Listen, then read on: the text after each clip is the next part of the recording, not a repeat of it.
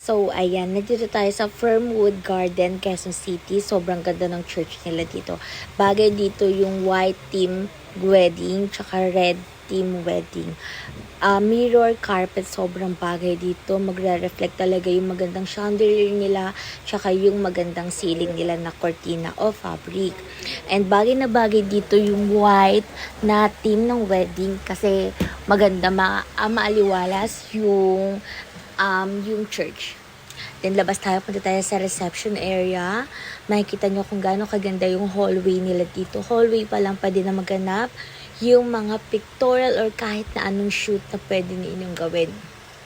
Tingnan nyo, may telephone dito. Pwede din itong isa sa gamitin natin props para maganda yung outcome ng photoshoot natin. Itong clock tower, sobrang perfect, sobrang unique, sobrang antik na antik yung dating niya. Sobrang ganda, nakaka-in-love tong lugar na to. So, ayan, nandito tayo agad sa reception area. Sorry, tumalon.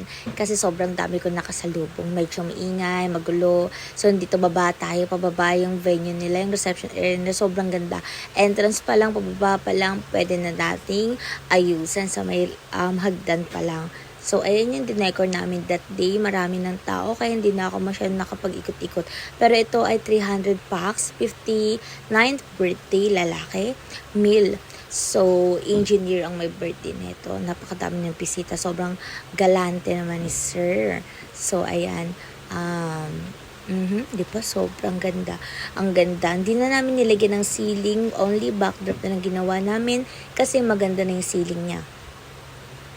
At the same time, nilagyan na rin ng table centerpiece and mirror signage sa labas. Di ko na napakita kasi maraming tao. Diyan banda yung banda, pupesto at yung sound and lights para nakaharap sila sa backdrop natin. So, punta naman tayo sa kabilang part ng reception kung saan pwede maganap yung extra photoshoot natin. Ito yung garden nila na may pa-falls, may pa-hagdan, may mga bibe, may mga ibon, sobrang perfect. Yung tunog, yung bagsak ng mga tubig, yung ingay ng mga bibe, yung mga ingay ng mga parrot, sobrang perfect ng combination. Ito yung mga bibe, so ayan yung falls. Hindi porket mahalaman dito ay malamok. Hindi po. Hindi ko rin alam kung bakit. Siguro dahil meron silang halaman na something pag naamoy ng lamok, namamatay ata. Ganun ata yun. So ayan, diba? Ang ganda. Diba? Sobra. Tsaka makikita mo mga alaga nila malulusog. Hindi ka maiinis as pet lover. Diba? Or animal lover. Sobrang ganda. Tunog pa lang ng ganyan kahit wala ng background sound. Sobrang perfect. Sobrang ganda. Grabe. So, ayan. Balik na tayo sa reception para makita natin yung mga kaganapan nila. So, di ba, nakikita naman, may mga ibon pa, may butterfly, pakalit-kalit. Siguro, sa mga nature lover dyan, talaga ma-appreciate nyo to. Kasi ako, sobra kong na-appreciate to. Actually, bago kayo mag-start ng mag-decor, nag-picture taking kami, mga halaman nila dito, sobrang tataba.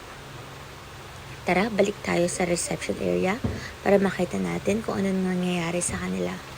So, nag-i-start na kami dito. Nag-i-start na sila sa program nila. Nag-grand entrance na rin yung birthday celebrant. So, ayun. Ang team namin dito ay gold and royal blue. So, meron pa sila dito mga exotic bird. Ito, parrot. 3 yung malalaki. So, ito pa yung mga garden nila. Yung video dito, wala pa ditong tao. So, ito yung gawa namin. Backdrop table centerpiece welcome signage ang duty namin sa araw na to. Hindi na namin nilagyan ng ceiling kasi maganda na yung ceiling nila. At the same time, sobrang taas ng ceiling nila kaya hindi rin namin kinaya. Tsaka bawal din kasi may mga nakahang na nga na dahon. Tsaka Christmas light. Over na rin talaga kung magdadagdag pa kami. So, nag-stay na lang kami sa backdrop, welcome signage, and table centerpiece. Bye!